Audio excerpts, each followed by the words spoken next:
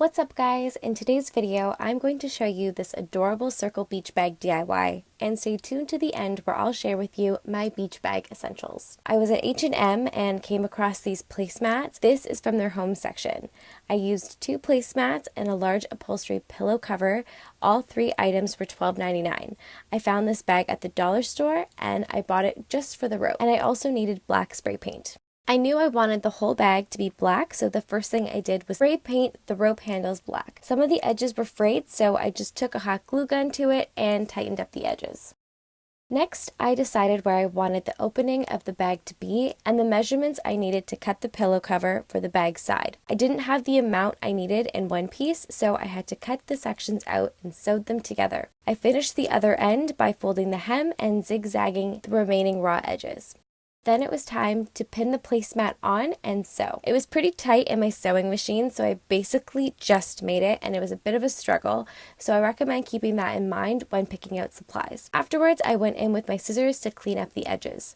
Then I pinned the other placemat on and sewed that to the other side. And that's how the body of the bag turned out. All that was left to do was to add the handles. So for this, I just used my scissors and cut big enough holes to slide the rope through. Nothing fancy here, and then I secured it with a knot. I just added some hot glue to help hold the knot in place, and the bag is done. As I mentioned, I did take this beach bag with me to California, so I wanted to share with you my beach bag essentials because what good would a beach bag be if it couldn't fit everything you needed? First up is a water bottle. It's ideal to bring your own water to the beach. I really like these metal double insulated water bottles because they are really good at keeping your water cold, which is crucial when at the beach. Reading material. So I have to admit I don't read much, but when I'm at the beach, I have to read. I'm currently reading this book, Girl Code, which is enlightening me on all the badass female entrepreneurs. Okay, so this is one of those things you never think about, but would be really handy, which is a nail kit. It comes with tweezers, scissors, clippers, and a nail file. You never know when this kit will come in handy. I always like to keep some type of comb or brush in my bag. There's nothing I hate more than tangly, sticky, saltwater hair.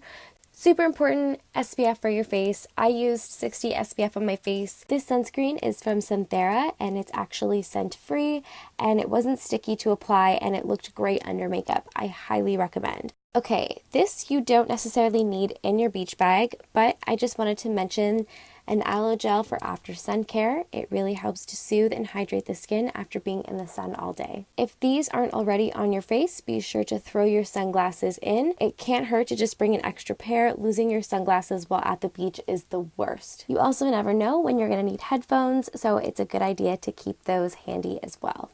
I also like to keep some sort of wet wipe or makeup wipe in my bag. No one wants mascara running down their face or sandy hands when you're trying to eat. Lip care is also essential to me. I have to have lip balm in my bag. An added bonus would be lip balm with SPF. Last but definitely not least would have to be sunscreen for your body. I have a spray version here, but I do prefer the cream. This was just all I had at the time. I've been trying to make more of an effort of protecting myself from the sun lately, so when I came home from this trip with no visible tan lines, I considered that a win. That concludes this video. Thank you so much for watching, and I will see you next week.